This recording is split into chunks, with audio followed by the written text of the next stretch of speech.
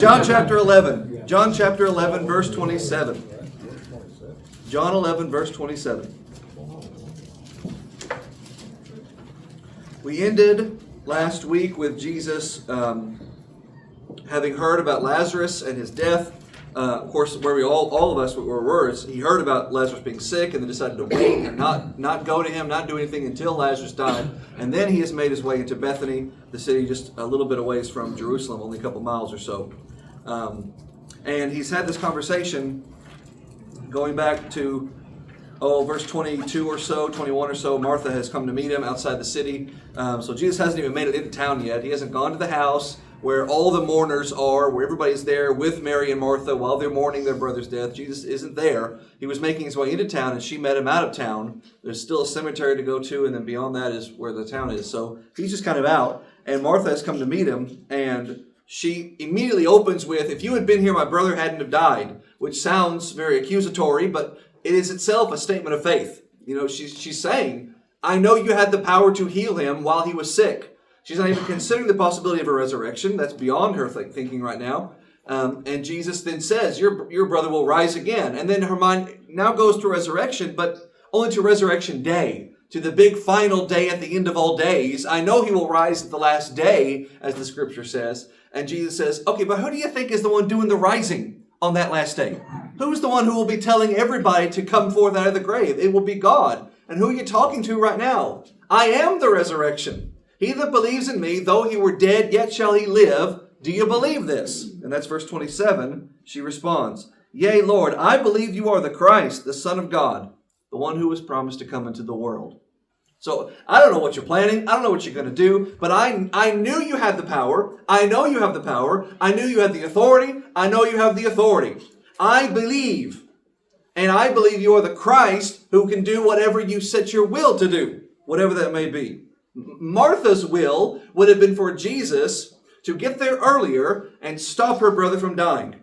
Not an inappropriate thing to want or to wish, because death has never been the will of God. I mean, in this particular circumstance with Jesus dying, that's the will, but I'm talking big picture stuff, or generally speaking. God never wanted death to be in the world. Sin brought death into the world. Transgression brought about sin and a fallen world where more sin and more death takes place. That was never the will of God. It was the will of the devil. And the devil has seen that come to fruition over and over and over. And it sprouts with little stone tombstones all over the world as monuments to man's sin. God's will is for us to live. We chose our own way, our own will, and thus we die. Jesus came to remind us what God's will is. And if we go and follow him, we'll get that blessing of life, eternal life forevermore. Now Lazarus, in the midst of all of that, is dead. Not because Lazarus is some nasty, dirty, terrible, bad person sinner, but because he lives in a fallen world. He himself is guilty of sin. We all have sinned. He's in a world where sin exists and where age happens and where disease happens and where people grow old, people grow sick, and people die.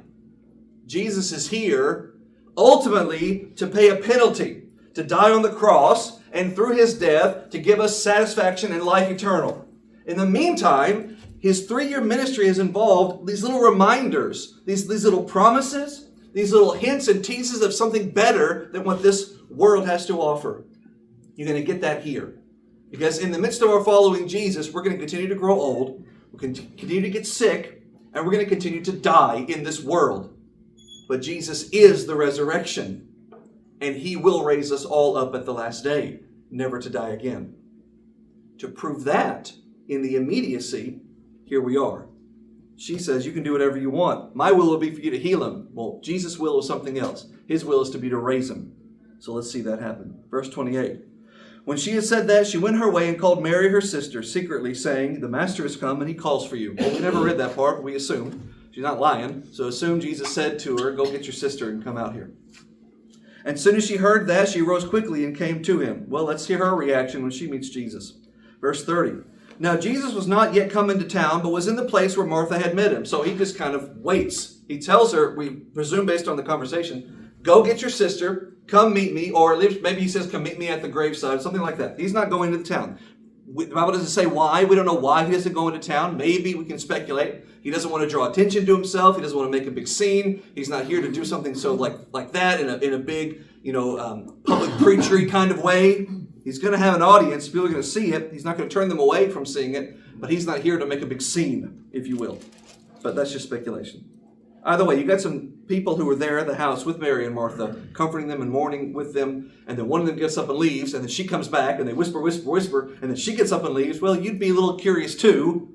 So the Jews that were with her and comforted her, when they saw Mary, that she got up hastily and went out, they followed her, saying, she goes to the grave to weep there. Which, okay, people, if that is what she's doing, you were not invited. No one's going to turn them away, but let's just be courteous here. Generally speaking, if someone has privately gotten up and left, they didn't call you, let them go to the grave and weep on their own. Either way. What you're dealing with here, obviously we're building up to a big resurrection miracle. Not the first resurrection miracle in the ministry of Jesus, but the first of its kind where the guy had been dead for days. A significant sticking point here.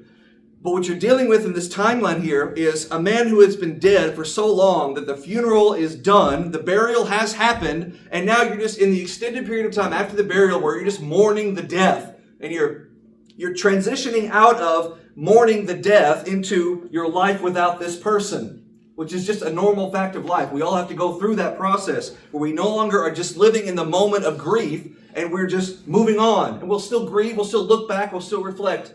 But we're no longer in that mourning period. They're coming out of the mourning period right now. They're not out of it. People are still at the house. But they're in the process of leaving it behind. Leaving Lazarus behind. That's the key difference between the other miracles that Jesus did. The widow's son at Nain and Jairus' daughter. They were just dead. One was on the way to the funeral. One had just been died and was lying before they went to bury it. It had not even had the proper funeral, the burial, and the mourning process at all. Very immediate, very sudden. Here, we're on the tail end of it. We're on the back half of it. And Jesus is about to reverse all of it. 32. When Mary came to where Jesus was and saw him, she fell down at his feet, saying, Lord, if you had been here, my brother would not have died. Same words of her sister. They didn't rehearse it. It's just what's in their heart. They probably had said that to each other. They are the ones who sent the message to Jesus, you remember, at the beginning of this chapter. They found out when their brother was sick, where Jesus was. They sent the message to him saying, Lazarus, the one you love, is sick. Come to him. So probably they said to each other, if we can get him here, we know he can heal him. Because we believe. We follow him. We're disciples of his. We believe that if he gets here, he can lay his hand on Lazarus and heal him from whatever it is that is bringing him near death. So they talked about this. The Lord didn't come. And so I'm certain at some point in the midst of their grieving after their brother died, they said, if only Jesus had been here, our brother wouldn't have died. And now he's here. From their perspective, late. The Lord is never late, as some men count lateness, but is long-suffering toward us. Blah, blah, blah. The Lord, it seems, seemingly is late. And so they go to him. One says, if you'd been here, he wouldn't have died. The other says, if you'd been here, he wouldn't have died. Neither one is accusing Jesus of anything nefarious. Neither one is attacking Jesus hostilely or lovelessly. They are simply expressing in their grief a measure of faith. I trust that if you had been here, he would have lived. In fact, if they had worded it that way, no one would be attacking them or accusing them of being negative toward Jesus. If they had come to him and said, if you had been here, our brother would have lived, it sounds less accusatory than he wouldn't have died. There's such a harshness to that because death itself is harsh. But they're just expressing what they're feeling. They're grieving. They're wishing he had been here. Their will was, you get here and save him from death. Jesus' will was, I'll get here later and bring him back. But that's not where they are. So she says that. Now I want you to notice, though, verse 33 tells us a little something else. When Martha came and said that to Jesus, same words, all you get are the words. You're reading these words, you're just reading them. It's not a book on tape, you're not watching a movie, you're not listening to real people have conversations like in real life. This happened a long time ago. You're reading a transcription. So you kind of have to guess sometimes at the inflection, tone of voice, what the face is looking like. Sometimes you get some contextual clues. With Mary, she says, if you'd been here, he wouldn't have died. Verse 33, when Jesus saw her weeping. She's not shaking a fist. She's not pointing a finger or wagging a finger. She's not angry. Her face is scrunched up with rage. She's crying her eyes out. Her brother has died. She's still in mourning. So much so that people feel like we need to hang around. They're still at their house because they can still see the mourning process. She's weeping. And the Jews were weeping who came with her. And Jesus sees her weeping and sees everyone else weeping. And my Bible says he groaned in the spirit and was troubled. Different translation from anybody? He was deeply moved. Deeply moved? Anybody else? You know what it means? It means he made a sound to express anger. Anger. It's a word throughout the New Testament used to express anger. He, like, not to make him sound animalistic, like he didn't have a thinking mind, but he growled almost. Like, it's not so much a groan as it is a growl. It's a grunt of anger. Indignation is another way it's translated sometimes. He is expressing hostility, not toward Mary or the Jews, not to Lazarus, not to God, to the concept of death, to what death does to people. Something most people don't get angry at. Most people are too busy being angry or sad over what this death, this person who has died that they love, their mother, their father, their wife, their brother, their sister, whoever, what that does to them. They're angry, they're sad, they're hurt over this person, and it's just between them and that person. But God is bigger than that. His mindset has always been bigger. His perspective has always been bigger. He doesn't just get angry that someone has died. He gets angry that death is. He's growling with anger that death has claimed another one. And he has to see people cry when there was never crying in Eden in the beginning, before sin. When there was no loss, when there were no tombstones, when there was no cemetery. So he groans in the spirit, so much so that the other word is troubled, agitated, stirred within his bowels. Stirred, in this case, to action, agitated. A word he'll use later in chapter 12 to talk about his upcoming death. A word he'll tell his disciples not to be in chapter 14. He is here. And he says, where have you laid him? And they said, Lord, come and see. Do those words mean anything to you guys who've been in this class from the beginning? Come and see? Yeah. A couple of times in Jesus' ministry, he would say those words to people. Or someone would say to somebody else about Jesus in his ministry. Like, where is the Messiah? Come and see. Or Jesus, when they say, Lord, where are you sleeping tonight? Come and see. And it has this enticing, exciting, there's a good thing on the other side of this, come see for yourself kind of thing. When Jesus says, come and see, when Jesus says, come see what I have to offer, what he has to show you are miracles, are blessings, joy unspeakable, living water. When he says, come and see, what you're going to see are good things. When they say it to Jesus, what do they have? What do we have to show him? We say to him, come and see what? What do we have to show him? Come see a grave. Come see a monument that reminds you, the maker of us, what we did with the lives you gave us. How we threw them away for short-term pleasure and selfish ambition to do what we wanted to do, and now we're going to die. Come see where they lay us.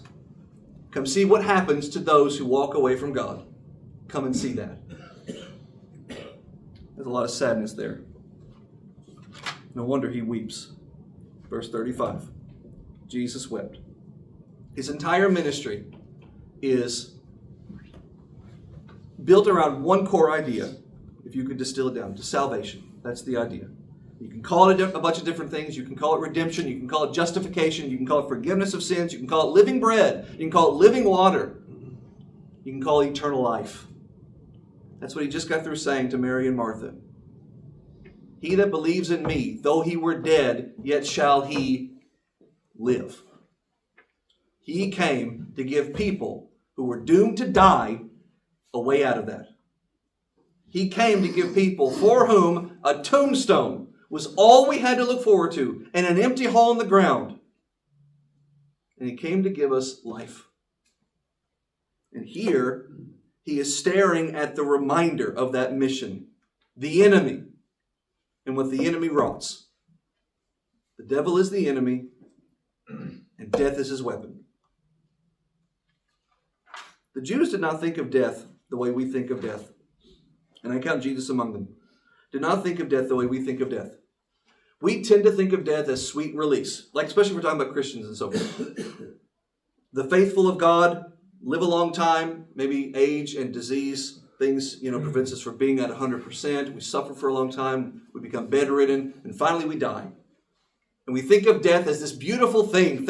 I'm so thankful that death finally took this person away from their suffering. Death took that person away from you. Death is the climax of all their suffering.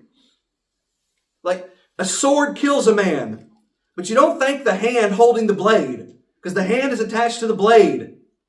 The devil is holding a sword, and he stabs all of us with our temptations and our yielding and our free will choices, but it's him who's whispering in our ears. Death is the enemy. Do not thank God for death. Thank God for life, which is the opposite of death. You don't thank him, but you credit the devil for death. Death came because of Satan, and now death is. And Jesus says, I am come that they might have life and have it more abundantly. And those who suffer to die will rise at my word, never to die again, because death is the enemy. So the Jews, they didn't think of death as this beautiful thing where our loved ones get to go away, and we hate that they go away from us, but they go away to a better place. No, the Jews said, death sucks. Pardon me. That's what the Jews thought about death. Death is this horrible thing where I don't get to speak to my loved one again. I don't get to see their face again or hear their voice again. That's what death is to a Jew. Death, maybe they were a little too final with it, a little too morbid with it. But they at least understood where the enemy is and where the enemy works. Thank God for the life of your loved one and for the fact that you will see them again. And then, for lack of a better word, curse the devil that you have to be parted with them for a season.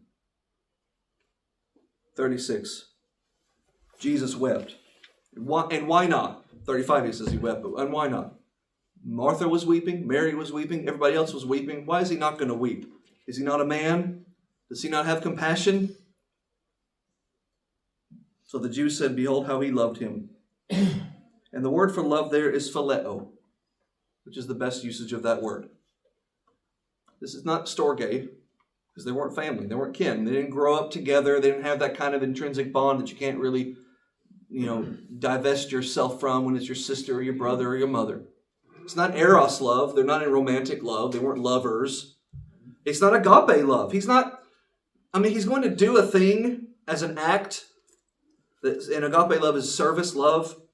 But, if Lazarus had a choice, I don't think he would have come back. But it's phileo love. Phileo love is zealous love. We sometimes say phileo love is brotherly love. No, Philadelphia is brotherly. It's zealous love for someone as if they were your brother, though they're not. That's Philadelphia. Adelphos, brother. Phileo adelphos. Love for somebody like they're your brother. Phileo itself just means zealous, passion love. You pour everything you have into it. To what extent is your love? It just pours out of you with all kinds of fervor and zeal. This guy loved Lazarus a lot. How do you know? Because he's crying. Now listen, some people don't cry at a funeral. They still love them. Some people cry up until the funeral and then don't cry. Or they cry all through the funeral and then don't cry at all until the funeral. Or they don't cry until after the funeral. At some point, someone's going to express themselves in one way or another. Jesus weeps. That itself is a testimony to his love. Others said, 37, could he not, this guy who opened the eyes of the blind, could he not have caused this man not to have died? Well, Mary and Martha thought so, and they thought rightly, but that wasn't his will. So the question is kind of irrelevant. Yeah, he could have, but he didn't. Why? Well, he has his own reasons. Not that they're being accusatory or negative, and I don't think they're being even skeptical. I don't think these are non-believers. I think these are believers just openly wondering, as we all would if we were there. I wonder why he didn't come earlier. He could have stopped this from happening. Not a one of them are imagining resurrection, by the way. They figured this is just a guy who was late, and now he's paying his respects because he missed the funeral. 38. Jesus, therefore, again groaned in himself. Same word. Just translate it the same way in verse? Yeah, same word. Jesus, therefore, within himself felt the fire of indignation. Within himself, he felt an expression of anger that came out as an audible expression. Oh. His reason is the same as earlier in verse 33. The graveside is the place where the dead are buried. He came that people might have life. So he looks at that stone where Lazarus is, a cave where Lazarus is laying, and he says, that is the enemy. That's why I'm here, to vanquish that. So he says, 39, take away the stone. Martha, the sister of Lazarus, the man who was dead, said, Lord, by this time he stinks. He's been dead for 4 days. Mark 5, 35 through 43. Also Luke 8, 49 through 56. Same account. Jesus raises the daughter of Jairus from the dead. She had just died. She rises. Luke 7, 11 through 16. Jesus encounters a funeral procession. A funeral procession. They're taking him to the burial of this lady who is burying her son. She's a widow. She has no other children. This was her only last remaining family link and caregiver, too, to go on that level. And he's now dead. She's got no one else. And Jesus raises him. In both cases, if you want to be a jerk about it, if you want to be a skeptic, if you want to be a non-believer, you're given plenty of opportunity in those two cases to say, well, they maybe weren't really dead. Maybe they were in a coma. Maybe they were just asleep. Maybe they were knocked out and then they just needed a good jostling. They needed, smelling salts or some horseradish under their nose, and then they'd wake up again. And maybe that's all Jesus did. Maybe he was just right place, right time. Maybe he knew some things he could do, some tricks of the trade to help people wake up from a coma. Reasonable hypothesis. I'm not discrediting the hypothesis. There were cases as recently as a century ago where people were presumed dead, were buried, and then later when the bodies were exhumed, they found scratch marks on the coffin inside.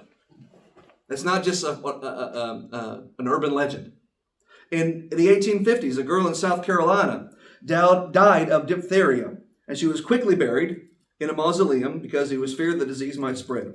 And later, about 10 years or so later, one of the family's sons died in the Civil War, and the tomb was opened so he could be laid to rest. And when they opened it, they found a tiny skeleton on the floor just behind the door. She had not died. She'd gotten out, tried to escape, but could not get out of the mausoleum. Eventually, she suffocated. These things happen. But Lazarus has been dead 4 days. He's been dead 4 days. Not F-O-R, F-O-U-R days. They have wrapped him. They have laid him, they have sealed him, they have mourned over him.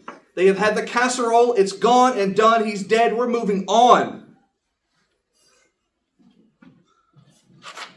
Verse 40. Jesus says, didn't I say, now remember, what we just read was, they said, Lord, he's been dead for 4 days. He stinks.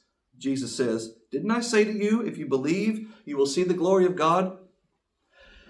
All these people who have been gathered here, some of whom said, if he had been here, he could heal the blind guy. Why couldn't he stop Lazarus from dying? Well, he certainly could have, but that's their question. Again, because none of them were thinking about the possibility of a resurrection. And they could easily dismiss if they wanted those prior resurrections. The idea of someone who had been dead, and you have Elijah and Elisha in the Old Testament resurrections, but those were immediate kind of things. They had just died very recently. They had not been buried and left, in other words.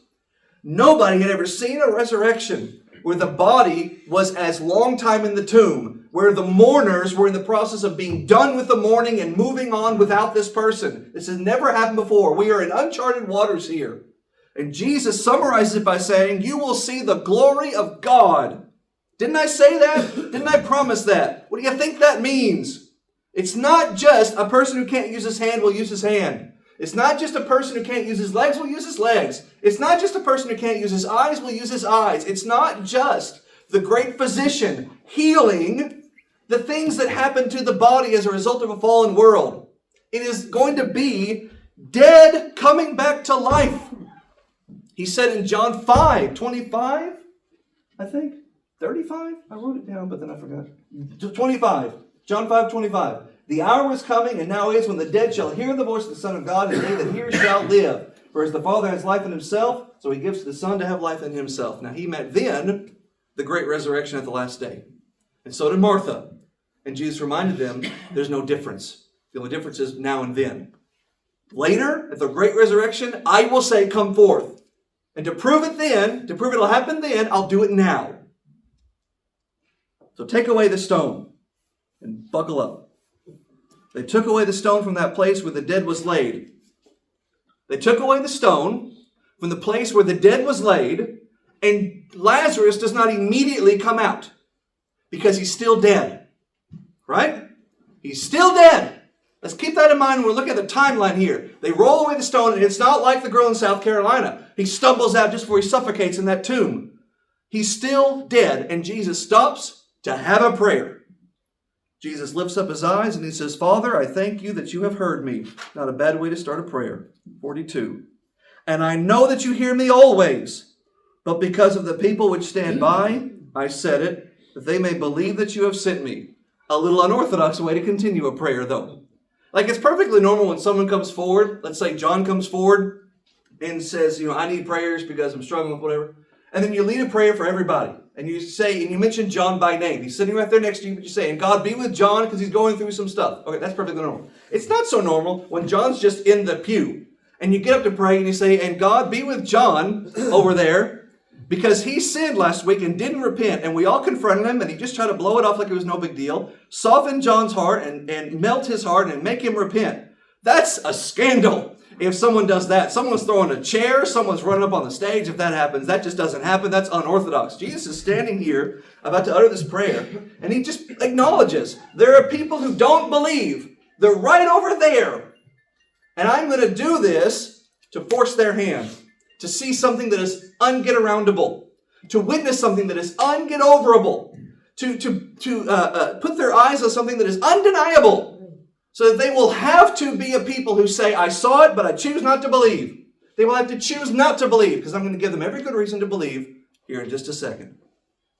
I know that you hear me, but these people who stand beside, I do all this so that they may believe that you have sent me. And when he thus spoken, he cries with a loud voice, Lazarus, come forth. Lazarus in paradise heard the voice of God. The body of Lazarus heard nothing. The body of Lazarus was dead, an empty shell. Flesh and I don't know how long blood stays in a body after it's dead. I don't want to get too technical with it, but we'll just metaphorically speaking, flesh, blood, and bone, but no soul, no mind. The brain is dead, the mind is gone, the soul has separated from its body. The soul has escaped from its body. The body's hold on the soul and that beautiful little delicate tug-of-war balance between body, soul, and mind has been broken. And now the soul has escaped and the angels have taken it and carried it back to be in the paradise of God. And it rests with God, it rests with his father Abraham. For 4 days it was at rest. And then this voice, not to the body, but to the soul of Abraham, to this spiritual essence of his being, which I keep making visual gestures because I talk with my hands, but I don't know what that looks like. I don't know what form that is, if it's just like a duplicate of his physical body, but just ethereal or something, I don't know. But some aspect of Lazarus that was his soul was in the paradise of God, in the bosom of Abraham, and heard the voice of the maker and master of him, his body and his soul in this case, say, go back, come forth. And his soul obeyed the voice of his master, returned to its body.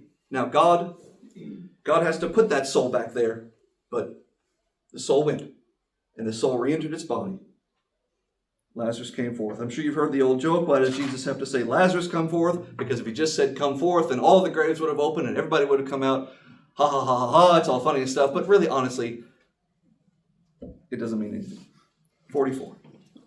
And he that was dead came forth, bound head and foot with grave clothes. He probably looked like a horror movie villain. Bound hand and foot with grave clothes. He comes staggering out of the place. And he's only staggering because he's been wrapped head and foot in clothes. He's not like still sick anymore. Come back to that. He comes head and foot in grave clothes, and his face was bound with a napkin. We'll come back to that too in about 10 chapters. And Jesus said unto him, loose him and let him go. So when you wrap a body back then, you don't embalm them in that sense. But even if they had embalmed them, because you'll have people who say, well, how's that supposed to happen? How is at the resurrection, how's God going to resurrect these people who have been embalmed when all their internal organs have been, I don't know the particulars of it, but like sucked out through a tube and injected with all this stuff, and their eyes are sewed shut, and all the stuff that happens when you bury somebody. I'm sorry to get too gross about it, but that's just the reality of it. How's God going to resurrect somebody who's been cremated? How's God going to resurrect Al Capone? Because none of us know where he is. How's God going to resurrect someone who's been buried at sea? And all these different things. The people in Pompeii who were destroyed in the volcanic eruption. How is God going to resurrect all those people? God made Adam from dust. He can make your granddad from ashes. That's not a problem. And whatever has been sucked out of you, whatever has been removed from you by the coroner or the, what do you call it? What's your Uncle Theron do? What's his job called? Funeral director? Are they the ones that do that? No. Yeah. The organ sucker outer people before the funeral. Whatever they remove, yes sir, please. Embalmer. Whatever embalmer does, embalmer, like this is his initial last name. Whatever embalmer does, God will put back. God will remake. God will restore, because we're dealing with God here. And once you've accepted the premise, when the resurrection happens, how's God gonna? I mean, anything you say after that is just ridiculous to me. Because if the resurrection is happening and God is to gonna, then God's gonna do it however God's gonna do it. It's just ridiculous. Lazarus, come forth. They didn't have to deal with all that stuff anyway. But whatever they had to deal with, they had to deal with 4 days of a decomposing body. You have rigor mortis setting in, if nothing else. You've got all the things that happen to a body after 4 days in the tomb. And yet when Lazarus comes out, once they unbandage him, and I presume somebody gave him some clothing to wear, he was as good as new. He was not this man a moment before death, coming out coughing and wheezing and hacking and nearly dead. No, he was as if he had never been sick. Because if God does it at all, God does it all. So if he's going to heal you, he's going to heal you. Lazarus has been healed from death. So up he gets. 45.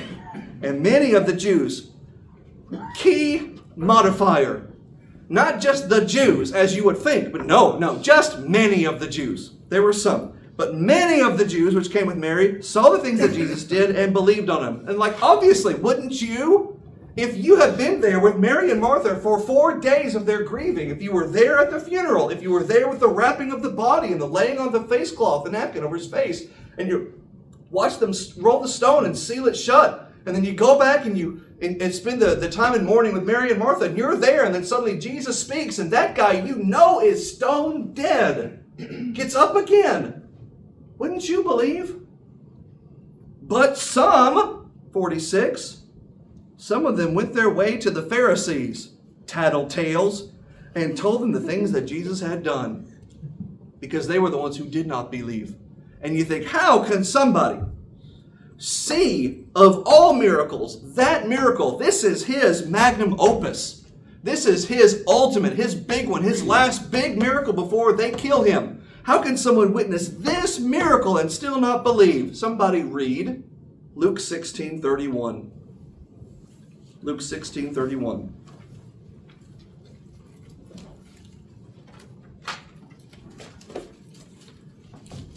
And he said unto him, If they hear not Moses and the prophets, neither will they be persuaded, though one rose from the dead. Earlier, that's a statement in response to the request by the rich man who had died in torment. And he said, send Lazarus to warn my brothers, or send someone to warn my brothers, that they might not end up in this terrible place that I am. And he doesn't mean just send them an email. He means bring him back from the dead to be the courier of the message to protect my brothers, who are probably just as wicked as he is, that they might not end up in this place. Because if they weren't wicked, why are they going to end up in that place? So they're wicked people. So send Lazarus out of different Lazarus, that's just a coincidence. Send Lazarus, that's so confusing, out of paradise to go warn my brothers who are wicked and deserve to be here, that they don't have to end up here. Send him out of his bliss to protect my family from ending up in torment. Which is just such a higher class privilege kind of perspective. But Abraham's message is, they wouldn't be persuaded even if someone rose from the dead. We're not talking about a spirit coming, giving a message or a dream or a vision. We're talking about actual rising from the dead. Some people still won't be persuaded. It doesn't answer the question why, but it's just Jesus alludes to that years before this. So the simple answer, why would somebody see a resurrection miracle and still not believe? The answer is for the same reason why people could see him heal a blind man and not believe, and heal a man who hadn't walked for 38 years and still not believe, or see all the other miracles that Jesus did and still not believe. And the reason is simple. It's because they did not want to believe. And you have to want to believe. God does not force believe on you. In some beautiful circumstances like this, God will do something right in front of your eyes where you almost have no choice but to believe, but you still have a choice. And you just have to have a really hard heart not to believe. Speaking of, they go to the chief priests and they say, Jesus just raised a guy who'd been dead for 4 days. Not because they're wowed by it, but because they realize the trouble it's going to cause them. 47. Then gathered the chief priests and the Pharisees a council, and they said, what are we going to do? This man is doing many miracles. What are we going to do? Oh, I don't know. Did you try believing him? 48. If we just leave this guy alone, then everybody will believe on him. Well, did you try joining them? But no, because if we follow Jesus, he asks us to put aside our ambitions. He asks us to put aside our vainglory seeking. He asks us to do things his way and not our way. If we follow Jesus, we can't even be the Pharisees as we are now. We can't be the religious leaders. We can't be the people who hold the power. If we leave him alone, everybody will believe on him and we'll have no one following us. And if everyone is turning to him and this revolutionary mentality starts, then the Romans might come and take away both our place and nation. And one of them, but just in case you're curious about that, obviously Judea is Roman occupied territory. They have garrisons stationed all around. They have one very infamous tower right by the temple because they understood, they're not idiots. If there's a revolution, it's going to stir up amongst people who are conspiring and plotting in the darkness. And then when they make their first move, it's probably going to happen at the temple and spread outward. So we're going to put all of our guards right at the temple. So when we see it, nip it in the bud. That's their plan. They will enact that plan in about 40 years when Titus marches in and levels the city. But right now, that's just a worry. If we leave this guy alone, the Romans will come and take away our place and nation. They'll blow us all up. 49. And one of them, Caiaphas, the high priest that year, will meet another guy named Annas, because one is the Levitical authoritative high priest, the other is the Roman appointed high priest. It's just the whole thing. One of them named Caiaphas, the high priest that year, said to the people, you guys know nothing at all. The Jews love doing that. They always start with a big insult because they're so smart, so you must all be so dumb. You're all so foolish because you think this is a problem that has no solution. It has an easy solution. Well, just kill him. Verse 50. None of you have thought how expedient it is for us, how one man should die for the people, that the whole nation perish not. We'll come back to that. Caiaphas goes on to say, actually, did I skip a verse? One perish not. Yeah, okay. And this he spoke not of himself, but being high priest that year, he prophesied that Jesus should die for the nation. So you might read Caiaphas' words in verse 50. And just conclude that it is simply just a guy fomenting a conspiracy against Jesus, planning to find him and arrest him and kill him, and then justifying it as religious leaders, justifying murder as the needs of the many outweigh the needs of the few, or the one, in this case, Jesus. That we needed to kill this one guy, because if we don't kill this one guy, then everybody will die. And it's perfectly acceptable ethically in Caiaphas' mind to kill one person lest we all die. It's like that trolley problem, except we're just going to kill one guy so the whole nation doesn't die. We're going to actively try to kill one guy so that everybody else doesn't die. So he says that, and as far as he's concerned, as far as the audience is concerned, that is a perfectly ethical way of handling it. By the way, it's not. That's not ethical, but that's their mentality, because they're desperate to kill this guy. That's how they're justifying it. He doesn't even realize that he is speaking prophetically. And the way it's written is so bizarre. I've got no deep insight into this. I don't really understand what John is saying here, if he's really being literal or if he's saying kind of what I'm saying, which is he doesn't even realize the irony of it. Like he is prophesying what Jesus will end up doing. One man dying for the nation. That is in itself Calvary. He is one man dying so that nobody else has to die. I got 5 minutes. And Caiaphas is uttering that as if it's just a save our skin kind of thing. He doesn't even realize the spiritual ramifications at work here. He doesn't see Isaiah 53 playing out before his very eyes. He doesn't see his own part to play in this. He just sees it as his own selfish ambition and desires. He doesn't realize the spiritual ramifications, which I think all of that is just summarized as he was prophesying. 52. And by the way, Jesus, one man dying for the nation, it's not just for the nation. Not for that nation only, but also that he should gather together in one the children of God that were scattered abroad. Now, consider the real irony here. Is their justification for killing Jesus is we got to kill this one guy or the Gentiles will come in and they'll kill us all. We don't want the Gentiles involved in our business, so we got to kill Jesus to keep the Gentiles away. Well, you're going to end up killing that one guy to save you from your sins, and in so doing, he will bring in all the Gentiles into the nation of God. Romans chapter 9 through 11. So all that they were trying to undo by killing Jesus will be done by killing Jesus. All they were trying to avoid happening by killing Jesus will be done by their killing Jesus. Because God will take your plans and he will make them do his plans with it. 53. So from that day forth, they took counsel together to put him to death. Did you ever wonder, for an example, because, we're in chapter 11. We're halfway through the book, but it's a totally different second half. But you ever wonder when you get to the trial of Jesus and they suddenly bring in these people who say, oh, I heard him say all these terrible things. I heard him say he was going to destroy the temple and all these things. They bring in all these false witnesses. Do you ever wonder how quickly they assemble those false witnesses? How'd they pull that off? Like, this is the middle of the night. Are they just banging doors saying, does anybody have anything bad to say about Jesus? No, they were conspiring from this day forward.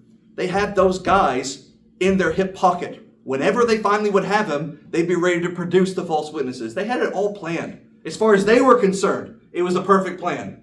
They just don't realize the part they're playing in the ultimate will of God. 54. So, because of all that, and because Jesus knows all this, he therefore walked no more openly among the Jews, but then went to a country near the wilderness, into a city called Ephraim, and continued there with his disciples. Whereas Ephraim, well, it's not standing today. Eusebius in the 3rd century said it's 8 miles from Jerusalem. Jerome in the 4th century said it's 20 miles. So, it's away. It's farther away than Bethany, which is just like a hop and a skip away. So it's further away that he's not, in any immediate danger before he does all he has to do. They're plotting to kill him, but they're not like hunting him like with bounty hunters. So he can just get a little bit of ways and let the heat die down. But as we read in the next verse, 55, the Passover is near at hand, and he's not going to miss that. Certainly not this one. The Jews' Passover was near at hand, and many went out of the country up to Jerusalem before the Passover to purify themselves. So they sought for Jesus, the people did, and they spoke among themselves, and they stood in the temple, and they said, what do you think? That's how my Bible says, what think ye? That's just like we talk. Yeah, what do you think? What's going to happen? You think he's not going to show up? Oh, he hasn't missed one yet. He'll be there. 57. Now both the chief priests and the Pharisees had given a commandment that if anybody knew where Jesus was, they should say it and show it, so they might take him. That was their plan. That was their plot. They will get somebody who says, I know where he'll be, and it will be one of his own company. Judas. We're not there yet. That ends John chapter 11. We started in what? September, right after the summer. And it's February, and we've only finished the first half, but this class ends at the end of May, and by then I intend for us to have finished the whole book. The first half is very different than the second half. The first half is just a summary of Jesus' ministry by highlighting 7 miracles. 7 particular acts he did, turning water to wine, healing the blind man, healing the nobleman's son, healing the man who couldn't walk, walking on water, feeding the 5,000, raising Lazarus. I probably missed one in there, but there's 7 miracles that he does. That John says, look, let me show you these particular 7 things to prove the point of this book, which is that he is not just a man, but he is God come in the flesh. And he shows his supremacy over nature, he shows supremacy over man, he shows supremacy over life and death itself through those actions. And then you open the second half, which we'll do that next week with chapter 12, and it's the entire passion period. Everything leading up to the Passover, the feast, the sermons and talks and discussions afterward, the trial, the arrest, the crucifixion, the burial, the resurrection. All basically like a week in the entire second half. 3 years in the first half. A week in the second half. Not even in the second half. Plus a little bit that tags on at the end. So a very different second half. Much more slow-paced. This was bang, bang, bang, next thing, next thing, next thing. This is a big, long speech, a big, long speech, a big, long speech. But it's all building to the climax, which is Calvary. So we'll get there when we get there. That's all I have. Thanks, everybody.